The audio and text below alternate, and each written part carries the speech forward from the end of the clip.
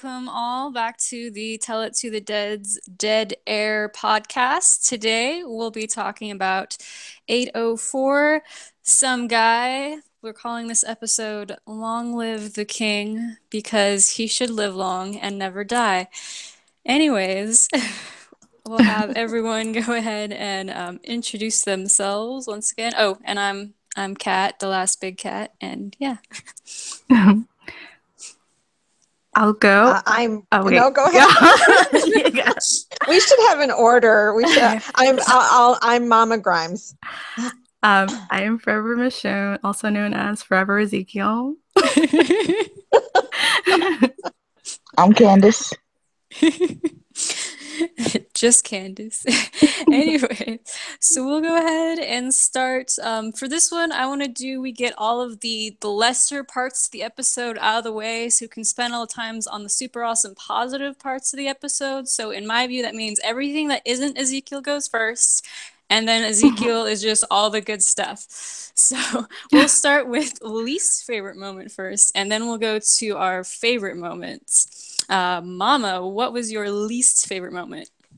I know this is going to shock you guys, but it has to do with Daryl. I know it's shocking. I'll just leave it at that. I mean, I thought Daryl and Rick scene, as much as I adore Rick, I just thought it took me a little bit out of the episode, and Daryl's stupid motorcycle riding. Not and the telling Rick he looked like shit. I mean, give me a break. So yeah, that I hated that. I hated him. So that's my least favorite. Yeah, the usual. And Forever, what was your least favorite moment? My least favorite moment was Ace Ventura, zombie detective, the nerd, the nerd guy, savior. I just didn't like him tossing Zeke around and threatening to like chop his head off. I didn't enjoy that. That's not cool. You don't behead the king. That's fucked up. Yeah, you don't do that. That's what you don't do. Candace, what was your least favorite moment? Probably the Rick and Daryl thing. I almost forgot they were in the episode. To be honest. Me too. Yeah, my least favorite moment was probably that as well, just because it was well, I like that they have a continuing storyline this season and that it's not just bottle episodes. So I liked it in the sense that it was continuing from last week and it's kind of pulling part of the season together. Like there's a progress of a storyline, but I didn't like the actual scene because it was just kind of more like ridiculous action stuff, which just kind of takes me out of this world that they're trying to say they have. Rick's car getting shot out with 50 caliber rounds and it's still running. And then Daryl like falls off his motorcycle without a helmet. I mean, he lands in the grass, so that's a little nicer than say the blacktop, but and he just comes back and he's a crack shot with a gun again, like whatever. Anyways, favorite moment. We'll start with Candace this time. Ooh. Interesting. My favorite moment might be when Zeke and Carol had their scene when he was telling her that he was a zookeeper. And I like that because it finally found a balance between monologue and actual conversation. Because he says all these things and then he asks her a question. He asked her about did she decide? And I think that's kind of missing. People have monologues, but they never ask each other questions or try to get to know each other. And it seemed more natural. Yeah. Than most of the dialogue. It usually is. Yeah. Yeah, I did appreciate that combo too. And Mama, your favorite moment? Oh God, I have a really hard time picking a favorite. I like I can't pick a favorite, but I did like the opening, the contrast between Ezekiel being a king and a leader and so positive and being loved by his people, and then ending up where he's underneath his people because they saved him and they were just all obliterated. I thought that was really powerful and well done. So I like that, but I 90% of the episode was my favorite. So it's like picking between children. I just can't do it. Sorry. Yeah. Mm-hmm. No, yeah, I really love that shot too. It was like it was a small thing, but it was really powerful. They didn't have to even say that much. They had already done the legwork to set it up. And Forever, your favorite moment. I was gonna say Zeke, but I've used him way too much these past couple of episodes. So I'm gonna say Jerry. I loved how much he just propped Zeke up, literally and figuratively. Mhm. I think that Jerry receives a lot of like confidence from Zeke, and that was so great to see him just kind of help, well, at least try to help restore some of what he lost in that episode. I love that part. Yeah, me too. And we're gonna be able to unpack that a little bit later in the episode. As for my favorite moment, it was all of the episode except for my least favorite moment and one other moment. But basically, yeah, the whole episode. I couldn't pick a favorite moment either. And that's okay. That's okay. That's a good thing. Good thing.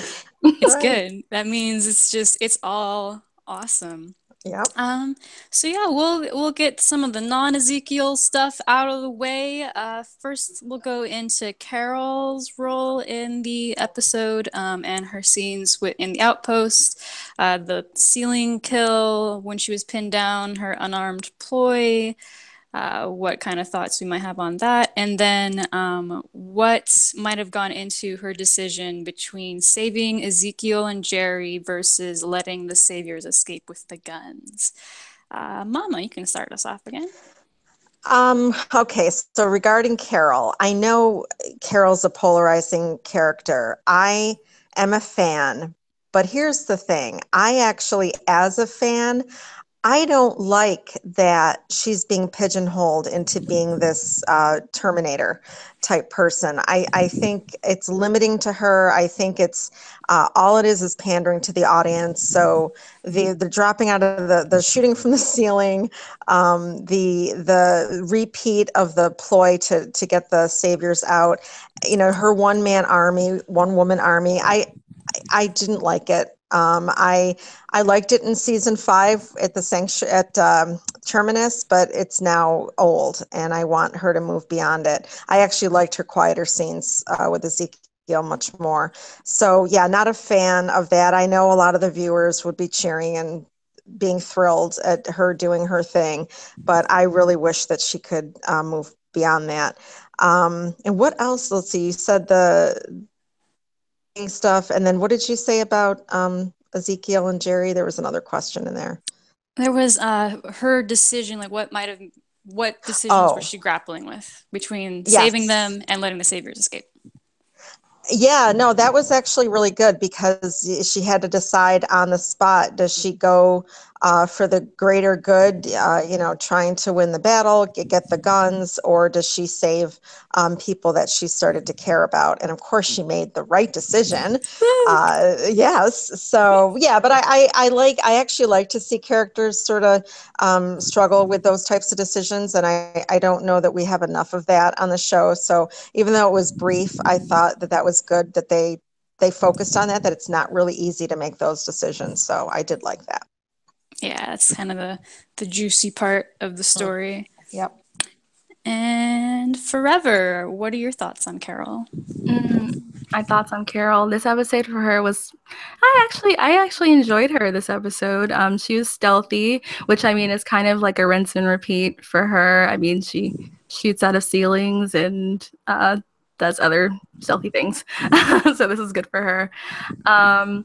About Zeke and Jerry, I think it was more about It was more about her just beginning to care about them as people. And this is not something that she wanted to do. She just wanted to sit and eat pomegranates all day and not be bothered with anybody. But it's kind of that tugging thing that she really does, I think, deep down wants community, and she's still trying to find where she is in all of this. But I think that Jerry and Zeke are just people that she cannot at this moment let go, because they are just too good. She sees that.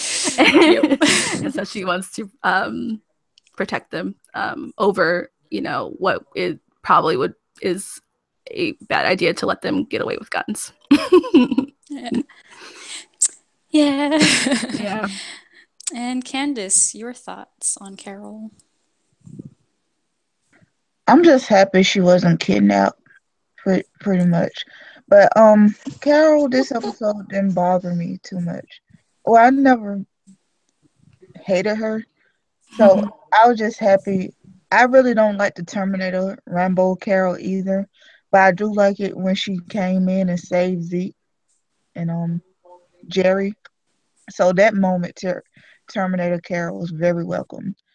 But overall, I do like that like I said earlier, her conversation with Zeke. She said, "I decided," and then in that scene, you see her deciding to save Zeke instead of going after the guns.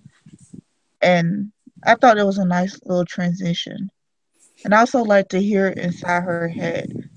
Like, we have these moments where we see a little glimpse, like season 6 was kind of big. You see her struggling with killing, and first she was all gung ho, kill people first, never ask questions, and then all of a sudden you can see it weighing on her, and then it leads to season 7 when she just want to be left alone. And I guess this season is her finding her balance, and Zeke is going to find his balance as well, from optimism to reality, and I think they can find it together. That's the hope over here. Yep. But yeah, and I did like that transition with their kind of pre-battle conversation and both talking about their choices and stuff, and that kind of leads into Carol making this choice, and she chooses to be the one who leaps in a kind of a way. So that was cool. Yeah, I didn't have too much to say on the ceiling stuff and the unarmed ploy. I didn't like the unarmed ploy. The ceiling thing was cool, except for it would have been more reasonable to me if she had more time to climb up there. But otherwise, like, that's pretty cool. But yeah, I like the decision, like between saving Zeke and Jerry and letting the saviors escape. But also, I think she could have just like fired at the tires and then the saviors would have been fucked. But anyways. Moving on to the Rick and Daryl car chase scene. I don't really have a question, but anyone have any thoughts? I don't. Do not. Yeah, I think I do. No, I do have some thoughts. They're very profound and very deep. So please listen to what I have to say. I could watch 42 minutes of Rick's curls blowing in the wind without a problem at all. So that part of the scene was absolutely fantastic. The rest of it, it is what it is. But yeah, the curls blowing in the wind, that was beautiful. Just beautiful. Yeah. Aesthetic. And look at me, I just reduced the lead character into like eye candy. Isn't that wonderful? I'm sorry, Rick. I'm so sorry. I love you. You just think he's a slab of meat? Oh, that's terrible. Okay. All right. Well, we've gotten past the not Zeke parts or the minimal Zeke parts. So now we can go to the full Zeke extravaganza. Starting with Ezekiel when he was getting ready in the morning. What purpose might this small scene, serve to the story? And also, hey, Zeke, what's up? Trevor, you want to weigh in? Yeah. Well, I think that in the morning when he's putting on, everything he has to get ready, he's just basically he's putting on a costume and putting on just his persona of King Zeke. So that's what I think, but also I think it served a purpose for my thirstiness to see him in that gray tank. So my thoughts. And Candace, what are your thoughts? I think it was more like an armor than a costume for him. Mm-hmm. And I do think it was for a compare and contrast from the last scene. I think that's the main reason they decided to start that morning. He was optimistic and he was ready to conquer the day. And then at the end, you see the day has tried to conquer him. He lost people, and but he still has a little hope. He still has a little optimism at the end. I think that's why they did that scene, pair contrast, because at the end it was just him, Carol, and Jerry, and he left with like a whole army. So, and he has to face all his people. Mm-hmm. Yeah. And Mama, and I like how it also starts out with a speech in that cold open, and you can see how as the day progresses, he loses that speech and just goes into like just his everyday speech. That kind of goes with what Candace is speaking about. Yeah, like he goes to some guy instead of King Ezekiel. Yeah. Now, Mama, did you have any thoughts about Zeke getting ready in the morning? Oh, of course I do. Again, 42 minutes of Zeke getting ready. I could deal with that too. No, I looked at that as the name of the episode. I think you just mentioned, some guy or whatever. He's just a regular guy, and that quiet moment showed us that he is just a regular person. He's assumed a role like really all of the characters have. They're all doing things. Even Rick. I mean, he didn't set out when he became a deputy sheriff to do all this in the apocalypse. So they're all just regular people who've learned to adapt. And as we see him getting ready, he is putting on that armor. He is putting on that layer to help him cope with the world that he's in. Because underneath it all, he's a former zookeeper, a kind person, but he's not a trained soldier. He's certainly not a king. So I thought it was a really great into sort of what's behind the curtain type of thing. And there was a little quiet moment where I think it was when he first looked in the mirror, and he kind of did like a little sigh or an intake of breath, almost like, okay, let's do this. Another day, I got to do this, kind of ramping himself up a little bit. And I thought that was really cool. But yeah, it was a great scene. Yeah. And I agree with all those thoughts. It feels like, he's putting on armor. He's kind of putting on the role of King Ezekiel. He's going from Ezekiel, just some guy, and then like, hey, got to put my king thing on. And then he's ready to face this war that's coming. Like he's putting on these clothes, and that's him making the choice to be in this role.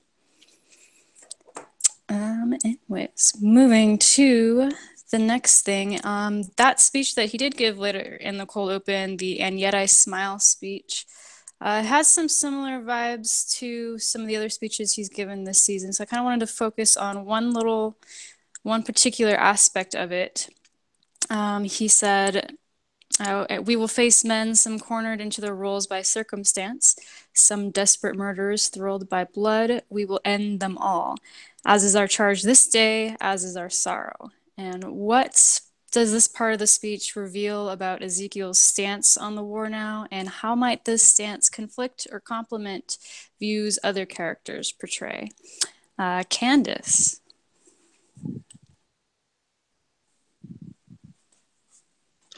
Sorry, I was muted.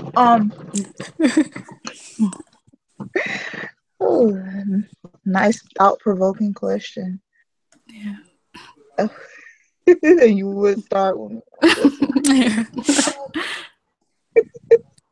Okay, if, I guess Forever, do you want to go? Oh, I'm still thinking.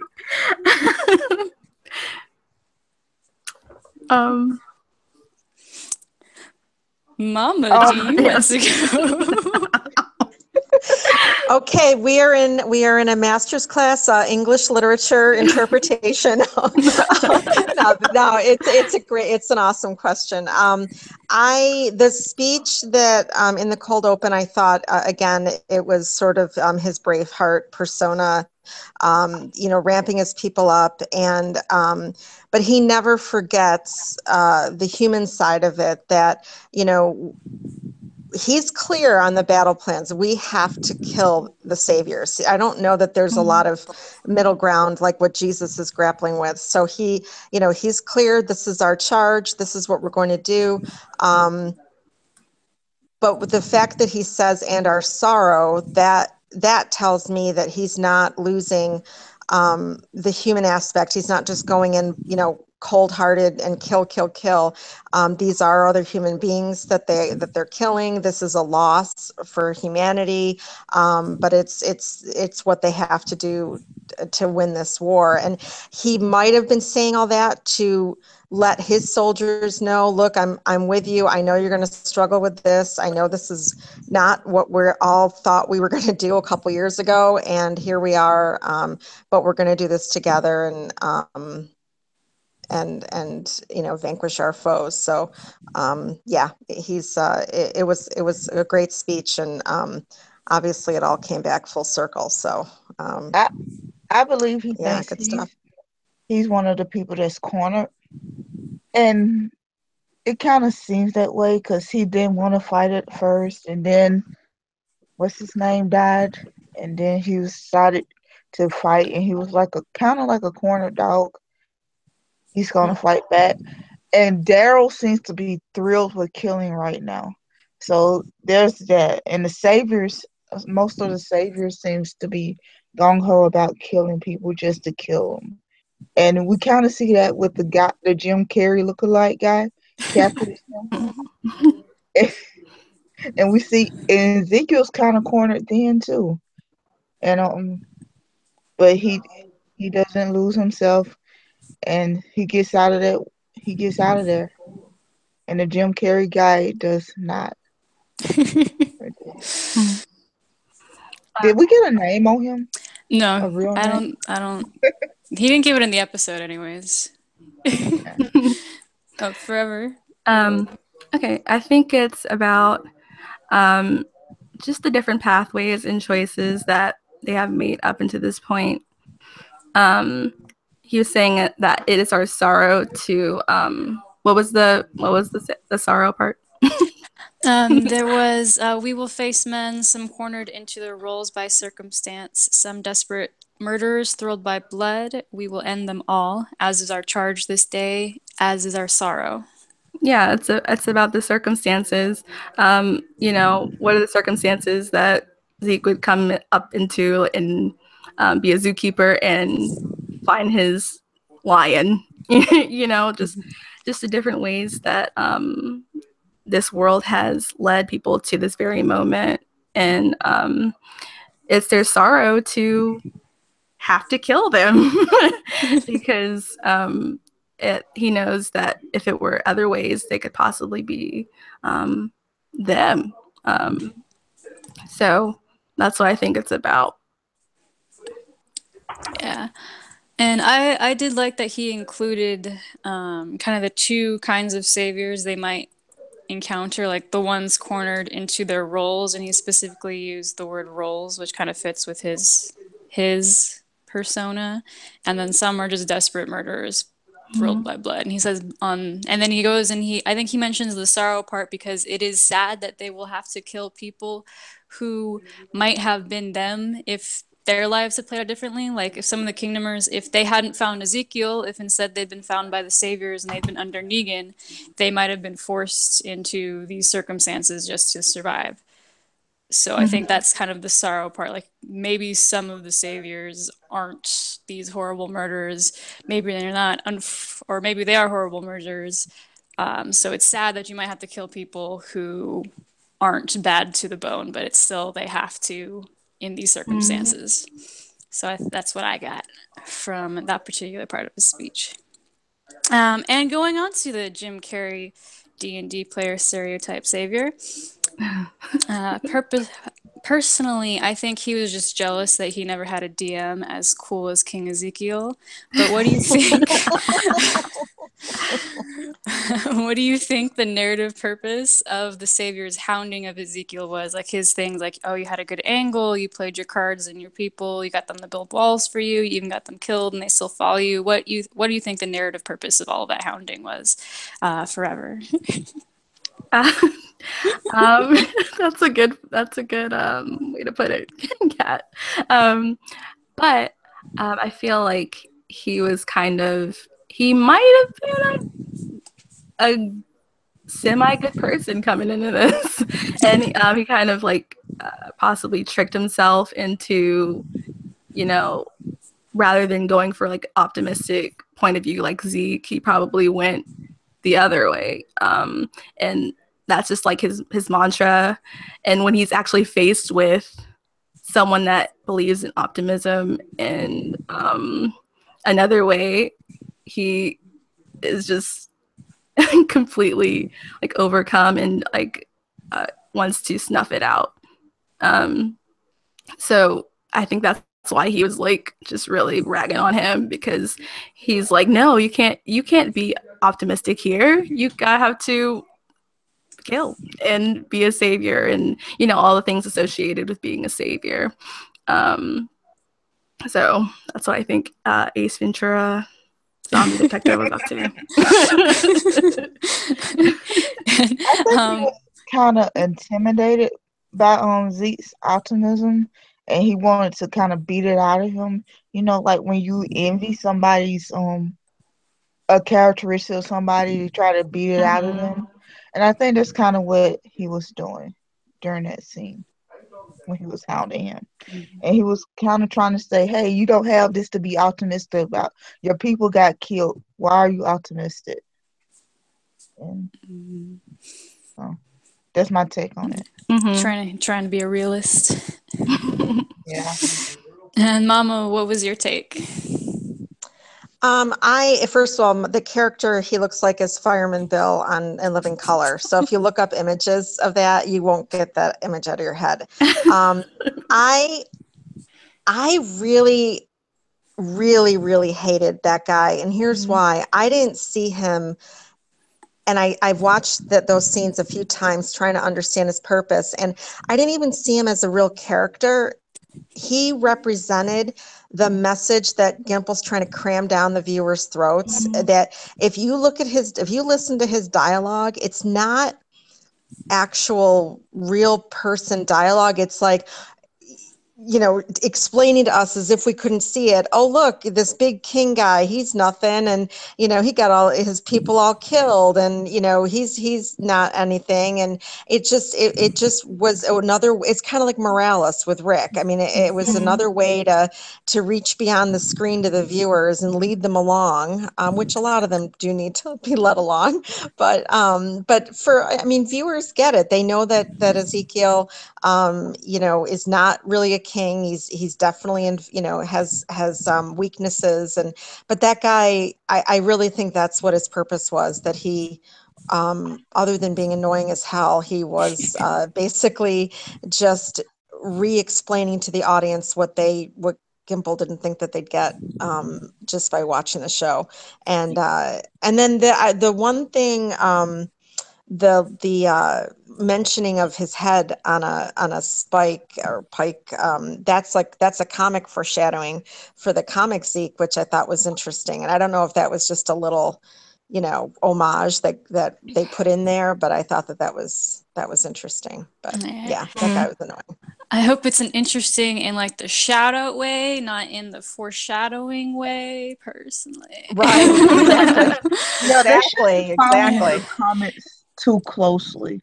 Like they should kill Negan and keep Zeke alive. Yep, that's yes, good yeah, that works. Good change. We'll Yeah, put I like that. That's a really good change. we'll put Negan's head on a pike, and then Ezekiel will Yeah. just be like, "Oh man, I'm still alive. That's awesome." Yeah, I like He it. lives forever. See, Carol's still living. Yeah, you're right. There's precedence. Yep. Yep. There we go. See, you just tie yourself to Carol now, and then you can survive your comic deaths. That's the secret. And if you don't exist and you tie yourself to Carol, like Daryl, Mhm. I guess you get to exist too. We've hacked it. No, seriously, Morgan's still alive, and he's with Carol. He's connected through friendship with Carol. I think we're onto something. Oh my God. Yeah, We got to tell a And bunch of he kinda characters, you distanced should have been himself from- friends with Carol. that's right. He's kind of distancing himself from Carol right now, so Morgan might be in danger. Yeah, that's true. He's out of her orbit. Yep. Gotta rein him back in. Mhm. Anyways, back to 70s computer nerd Jim Carrey man. Yeah, I do agree that he was like Gimbel's way of or not necessarily Gimbel because there was a different writer for this episode, but he was kind of that usual Walking Dead way of like hammering home what the episode is about. So he was just a blunt instrument telling you how Ezekiel is being deconstructed. I think his performance was a little bit too much, and sometimes it was just kind of excessive. Like, why is this guy still hounding Ezekiel? Like, find some chill in your life. But to a certain extent, I can kind of get what they're trying to like kind of throw the grief in words at Ezekiel's face, so he has to like listen to someone telling him that he got his people killed, that he's a fraud, that he's got like delusions of grandeur, and just kind of make Ezekiel, who's going through whatever he's going through internally, but has no one else, he's not talking to them right now, just have some guy just kind of rag at him. And that's kind of like how we're kind of getting into what Ezekiel might be thinking, even though he's not, currently monologuing about it. I think they could have reined it in a little bit. I think the reason in universe why this particular non-character might have been ragging on Ezekiel is because he's just like a dick, or he just kind of sees Ezekiel as ridiculous. Like maybe he really does think that, hey, the leader of the kingdom, like what's his deal? Oh, he's got a tiger and a king. That's so ridiculous. So he just wants to like have fun making fun of the goofy guy, and that's just what gets his rocks off. Yep. Yeah. But anyways, cycling around to people who don't suck. So the people of the kingdom tend to refer to King Ezekiel not only as King Ezekiel, but also Your Majesty, and they get into the whole kind of role play thing. And then like Zeke finishes up his speech with, "You trust the king, or you trust the king, we will win." So what is King Ezekiel, the role? What purpose does that serve to his people? Why does he assume this role? And then related to that, what did Jerry mean when he told Ezekiel that he has to call him Your Majesty? And forever go. Okay, I'll go. I think that to the people, Zeke is like really one of the reasons that they are alive. Quick side note, I really want to know how Jerry and Zeke just happened upon each other. I really want that to play out because they really needed something to attach themselves to. And Zeke is larger than life. These are really dire circumstances. And here comes a guy with like a tiger and speaking all Shakespearean, and it kind of feels like it was kind of meant to be. So I think that they attached themselves to that, and because of him being who he was, it allowed them to be more confident in their roles and believe in themselves more, that they can survive in that sort of circumstance. And that's how the kingdom became what it is, because it attracted those sorts of people and grew those sorts of people. What was the Jerry question? Oh, the Jerry question was basically that, like, what did Jerry mean when he told Ezekiel that he has to call him Your Majesty? He has to call him as Your Majesty because, I mean, I'm sure he sees Zeke when he's not in that role, and he still sees him as this kind person. To him, Zeke, that's going in front of his people in the kingdom, and Zeke that is chilling in his gray tank top are the same person. Because he doesn't see any sort of, there's really no like deviance, really, besides like the Shakespearean talk and all of that. There's no deviance. He's still like a kind person. He's still a good person at heart. And that would definitely show, like, say the governor. Like it's all going to come out in the wash, and nothing comes out in the wash for Zeke. So that's what I think. He still sees him, he still believes in him as a leader, and knows that none of this will be possible. None of this will be possible without Zeke. So he's going to call him Your Majesty. He just got to get used to it. Yeah. And Candace, what's your take with Zeke's role and Jerry and Your Majesty? I think he took on the king persona because people always see kings as strong and mighty, and he's kind of like a beacon of hope and strength for his people.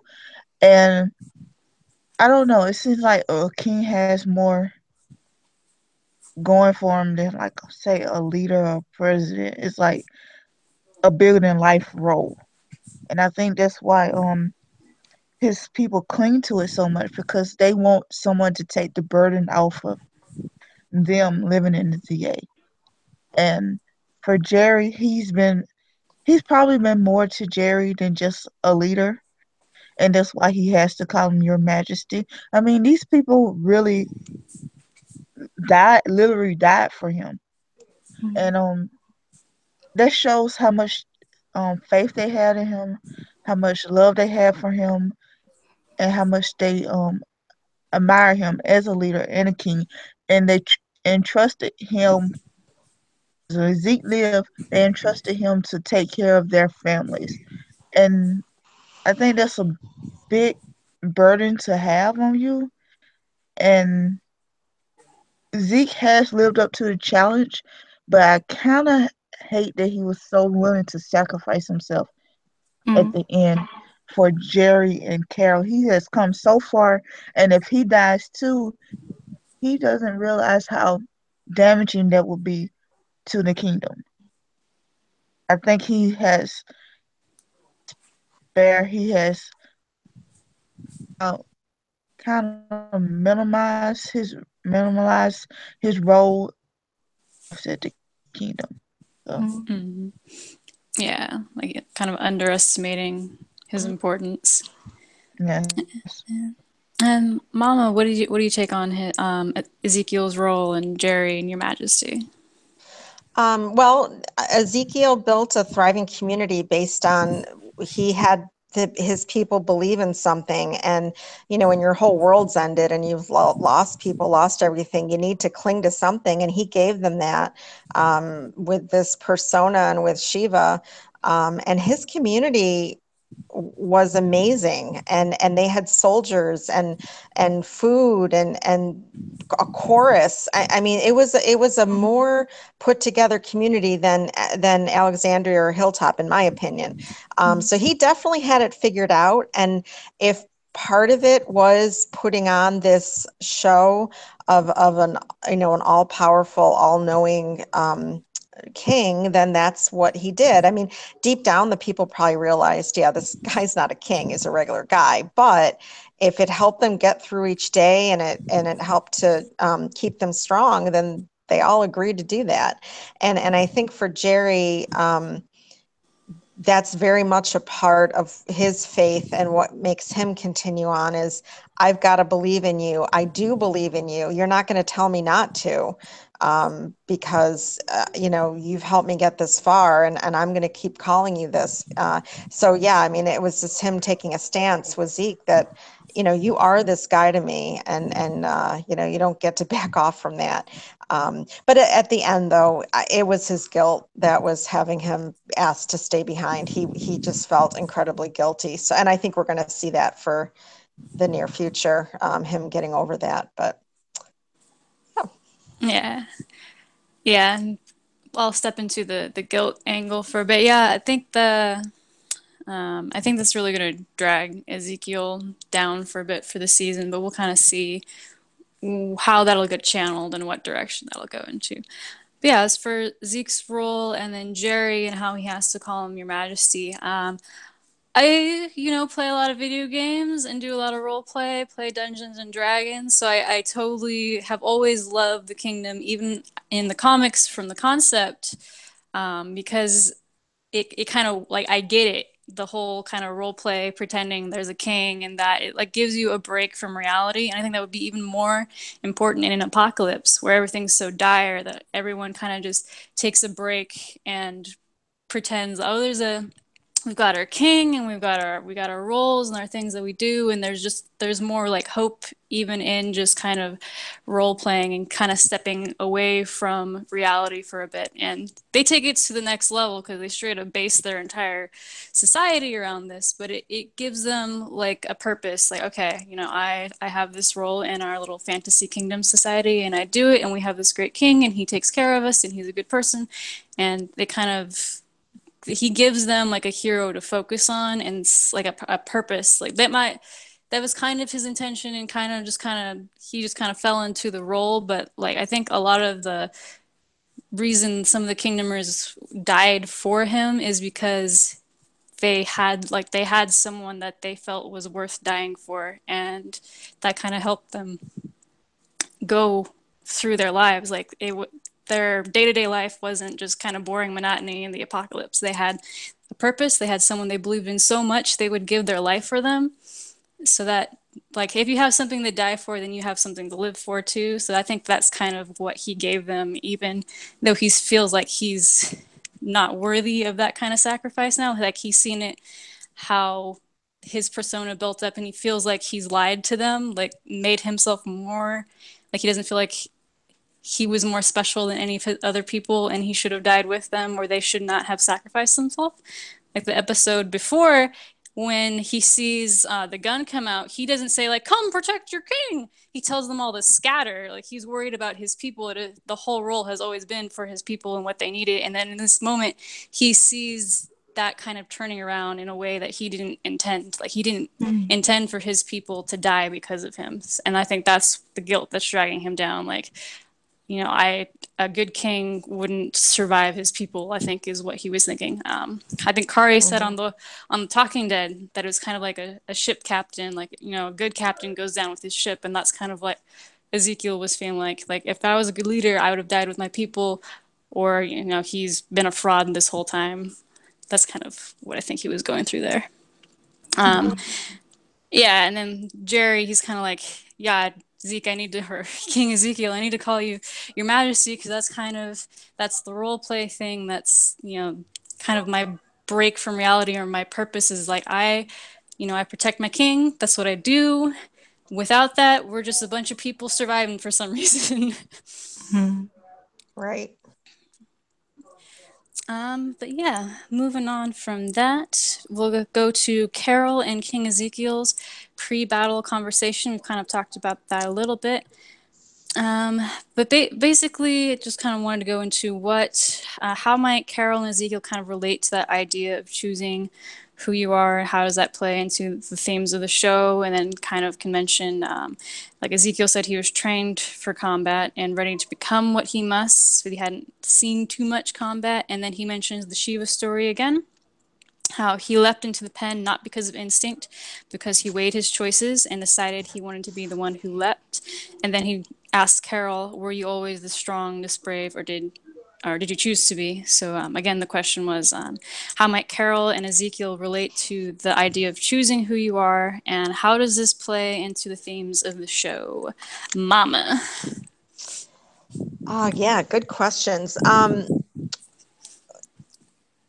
Carol started off being an abused housewife with no survival skills, really no way to physically fight back other than what she learned, through her marriage, as far as being a survivor and adjusting and coping.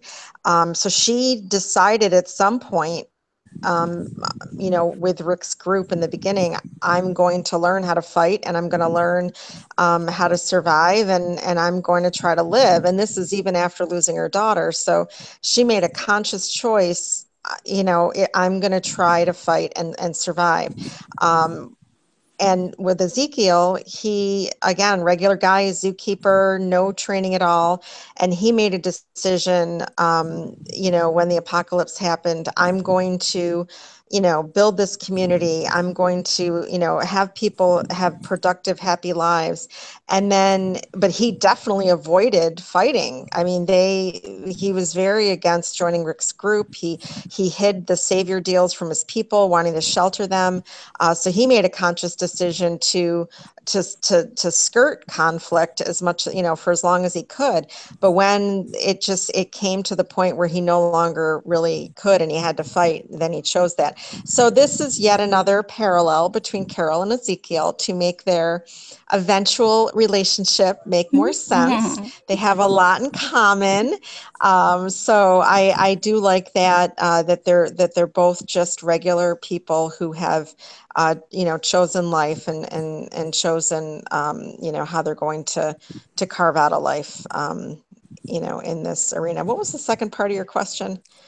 It was how it relates to like the show in general. Oh, like, yeah. as a Yeah. theme. No, yep. That's an overarching theme. Absolutely. They've all, if you think about all the characters, they've all had to adjust. I mean, Abraham's probably the one that had to adjust the least, but I mean, he did lose his family. So he lost his family. So he definitely had to go on after that. But they've all had to make a decision to carry on because I'm sure there are plenty of people that have given up and then have just, allowed themselves to die because it's too miserable to carry on. So yeah, that's definitely, I would say, a very central theme to the whole show is making that conscious decision. Hmm. And Candace, what's your take? It is a conscious decision. Like in season 1, we saw Jackie decide she didn't want to survive, so she just stayed at the CDC. For Carol, we kind of see her season 4, 3 and 4 was about her trying to decide to move on and live without Sophia. And I kind of think, even though she was abused housewife in her previous life, I do think that kind of helped her a little. Forever mentioned earlier that she was kind of stealth, and one thing about being stealth is being mute, being invisible. And as abused housewife, she has adapted and learned how to be invisible and how to be quiet and mute and how to kind of sneak around and do things. And I think that has helped her to be Terminator Carol when she decided that she wanted to live. And about Zeke, well, Zeke kept trying to die this episode, trying to be left behind. He made a decision to start the kingdom. He wanted to fight, and then his guilt just got the best of him, and he was kind of defeated, wanted to die. But I think, and this kind of goes with what Carol was going through. What, last season? She was just kind of, she didn't care if she lived or died at that point. And I think she's at a point now where she's ready to live again, just like Zeke at the end. He will be at that point where he's ready to be a symbol of hope again for the people. And it does fit the theme of this episode of this show, because Rick is the leader and he never chose to be the leader. Every time he's given out to be the leader, he kind of takes it, but then he ends up always having to go back to being the leader because no one leads better than Rick, to be honest. And forever. Besides Michonne. Well, yeah. And forever, what do you take on Carol, Ezekiel relating to choosing, and then the theme, how that plays to the show? Okay. I think that Carol, she's kind of lost a lot of what she is into different kind of roles. She's kind of assumed different roles throughout the whole series, and I think she's kind of lost a bit of who she was, and now I think she's getting to that point where she's able to decide and choose to be like truly who she is. She is a bit more experienced with loss, of course, in these past couple of episodes, and Zeke, he has lost a lot just now. So I think that's a good meeting point for them, that point of loss for them. And when Zeke is coming down from his kind of fantastical point of view, I think that's going to be a good point for them to bond and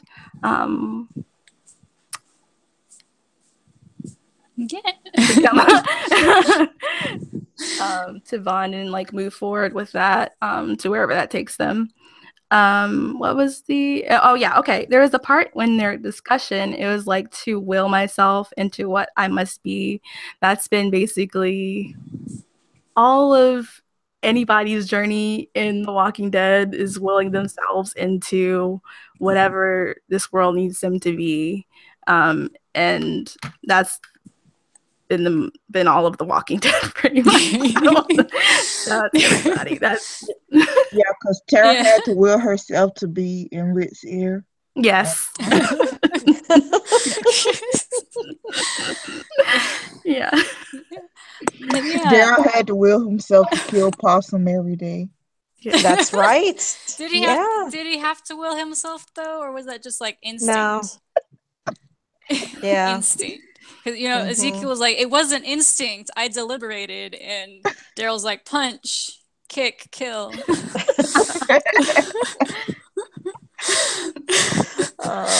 We love Daryl on this podcast. Stay tuned for more random mentions of him where he's not even part of the question. And so for me, the Carol and Ezekiel kind of relating to that choosing who you are and that choosing like your role in the world. Like Carol, she was the abused housewife and she viewed herself as weak, and she's kind of hard on her old self and other people that I think that she perceives as being like her old self, because she chose to be her idea of strong. And I think that's kind of where Terminator Carol comes from. That's where Carol, who's kind of like cold and tells children that they're weak and stuff, that's where she comes from. She kind of went another direction, decided she's going to be really cold and hard because she thinks that's what it's going to take, and that's who she has to be. That's a great insight. Yeah, she went to the extreme. Like she wanted to be Terminator Carol. She wanted to be Terminator Carol when Ed was beating her up, but now she can actually be Terminator Carol. Yeah, and it's kind of the reality of what her version of strong has to be. Just killing people kind of kills her inside, and that's kind of I guess Ezekiel's kind of in that too. He deliberated. He chose to go to war. He chooses to be the king persona every day to guide his people. And now the king persona is taking his people to war. And he was ready for it. He was optimistic. It's going to be hard, but we're going to survive. We're going to do it. And then when reality came and he lost his people, he just kind of like just slowly dropped that persona, and he just wanted to choose to be the guy who goes down with the ship because he was just done.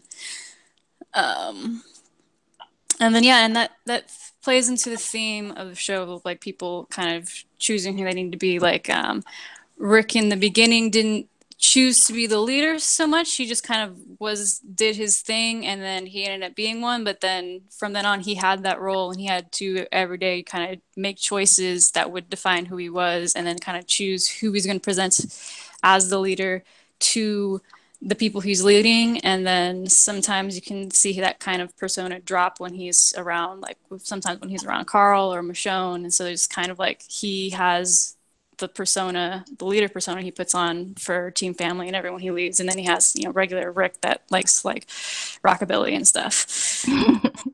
And then in like season 4, he decides to not be the leader because he knew his head wasn't right. Yeah. Oh After, yeah.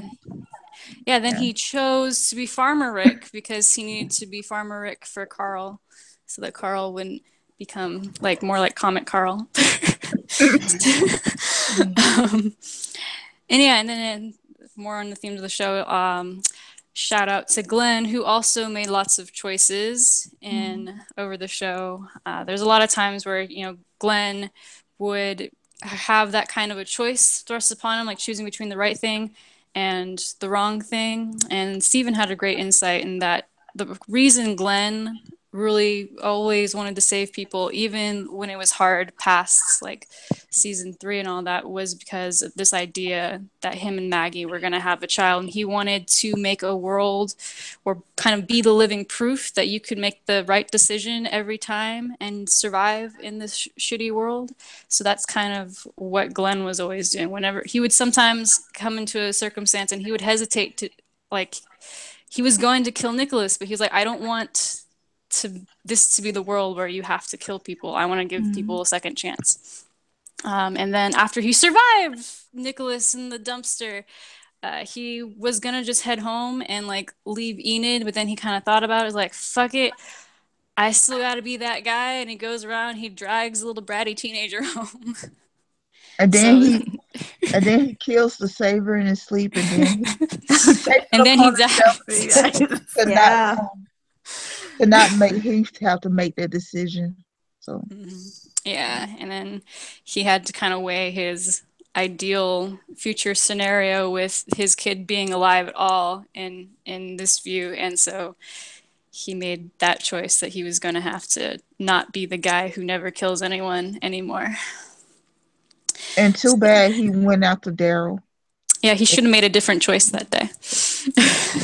He would have been out there anyways because he would have gone with Maggie. But yeah, but that's a better scenario. Yeah, then just been by Maggie's side, like chilling. Anyways,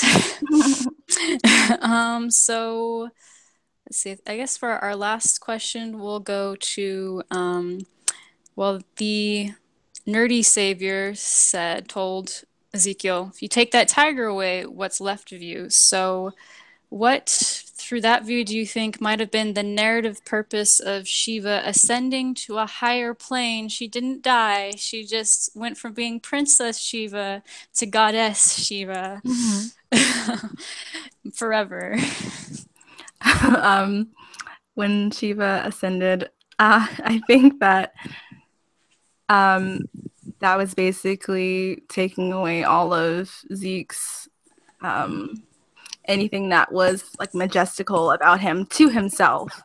I don't believe that Zeke thinks of himself as like this larger than life person, which is actually probably the reason why the kingdom works. Because if he did, it would probably not be great, because he would really take on that king persona. Where was I? I think that,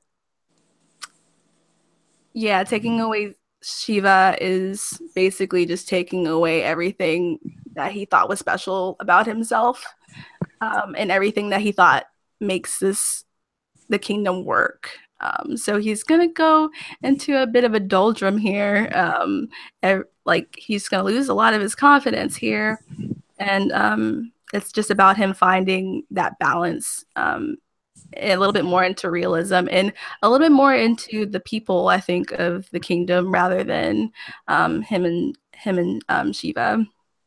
So I'm interested to see his pathway in the season and just how he gets back to being okay. Yeah. And Mama, what's your take on Shiva and her ascension? I think they had Shiva ascend to another realm to give her some peace because it's really rough on Earth. But no, I look at that as Shiva leaving Zeke as just a way to strip him bare, which is what all the characters have gone through one time or another. They've had everything taken away from them, and they've had to rebuild themselves. So, up until, I mean, yes, he lost Benjamin, but up until then, he had it pretty good. They had a thriving community. They had kept the saviors sort of at arm's length, and he had seemed to figure it out. And now in one day, he's lost so many of his people, and then he's lost, but he was just, it was a family member, and he's lost all of that in one day. How do you recover from that? And how do you want to keep fighting? How do that's what is going to be interesting to see, is how he comes back. He had to lose Shiva in order to journey with him, how he's going to rebuild himself after that devastating loss. So that's what I believe. But she's very happy up in that other realm. She's being very well taken care of. And Candace. I think Shiva was a remnant of his past. She was the last remaining thing from his life before the ZA. And I think he has to lose that to really find his place post ZA, post kingdom persona. And like Mama said, it's kind of stripped him bare, and he has to really deal with surviving in this battle torn world. And unfortunately, there are sacrifices has to be made to get to that point. And she was one of them. And she's getting petted now. Glenn is petting her. Tyrese is petting her. Sasha is petting her. So she's pretty good. Yeah, she's chilling. But yeah, I definitely agree with the idea that it's kind of a big loss for Ezekiel, and all the characters have to lose so much, and then they recover from that loss. And then it's also Shiva she was like the symbol of the kingdom and its promise, and she was what King Ezekiel was built off of, as he told Carol last season, that people saw a guy with a tiger and this kind of made him larger in life. So the whole king persona is kind of couched on Shiva, and so now he loses that, and so that's kind of leaves you with the question of like, okay, who is he now that he's lost what made him the king in the first place? And I think to Ezekiel, he's going to see that as it's just like the kingdom's gone. It's going to be like he's revealed as a fraud or whatever. But I think his journey is going to come to a place where he realizes that it wasn't just the tiger that made people believe in him, that he faked it and then he made it, but he really is all the things that he was through the king. He is a good leader. He's not a perfect leader, because no one is, because he's still a human and he's flawed, but he's still someone that the people of the kingdom will believe in and will follow. Yeah. And any last thoughts before we wrap up? I just want to say that I hope we have more episodes like that one. I thought it was it was the best one so far this season by far, and we need more episodes of that quality. So let's hope for it after tonight. Let's hope that it will continue along those lines. We'll just skip tonight, keep going after that. Yes, and hopefully have Michonne in it. I would love to have Michonne have an episode kind of like this, focused on her emotional journey in the ZA. Yeah, I feel like it's not really since season 4, and she had a lot of good episodes in 3. I think After was kind of the closest, and Claim, like between After and Claim, was kind of the closest to this type of thing with Michonne. Yeah, but so much has changed, and I really would like to get in her head. Yeah. Right now. Yeah, and I think as nasty as the Jim Carrey savior was, it did kind of give us like kind of words to put to what Ezekiel was going through, because otherwise that whole sequence would have just been like silence and just a bunch of images and like, well, I think this is what Zeke's going through. But we had someone throwing words at him. So it'd be nice either have Michonne have that kind of thing where someone's like telling her about herself, or to have her in a conversation with someone where she's revealing something. So it'd be nice to have some dialogue. Maybe she could have a scene with Carl and actually talk to him. That'd be awesome. That'd be right. Like more than just a few words. Yeah. Yeah. Like claimed. Yes. Get us another claimed already. She's had some good scenes with Rosita too, and the trailers. You can tell, like, maybe that Rosita and Michonne episode is coming, and we'll get That would be nice. I would take a bottle episode, even if it has Rosita. Yeah. If it has Michonne, I'll take it. Yeah. Depending on where Rosita goes, I might be less annoyed with her this season, but we'll see. If she keeps Darryling around, I might not be so impressed with her. But yeah, I am like hypothetically, Rosita and Michonne could lead to some interesting stuff. Rosita did have kind of an interesting conversation with Sasha last season, and I didn't like all of it, but didn't she speak to Michonne in season like 5? Yeah, when they were going to get Sasha, actually. Yeah. So they should definitely bring Sasha up. Yeah, they should. Yeah, that was Somebody needs to mourn Sasha. Oh, someone needs to mourn Sasha. Oh, yeah. Oh yeah. Just bring her up at some point. But yeah, they talked season 5. Rosita just popped into Michonne's room and talked to her the first time on screen like they were old buddies, and they went to go get Sasha. And Rosita also talked to Michonne while they're getting Sasha, kind of like she knew Michonne really well. It was something about her not bringing her sword out. That was weird. Yeah, it was like I liked that conversation, but I was like, why is Rosita talking to Michonne like she knows her at all? Yeah. It was that 3 weeks on the road, I guess. I know Abe and her shared like one moment where they noticed Michonne like kill a walker or something, and they were like, that's why we're waiting. Like, okay, that's not vague.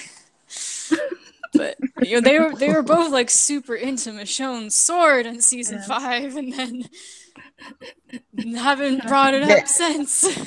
That beautiful sword art. You know you love it, Kat. I know that I love it. Anyways, yeah. Any final thoughts?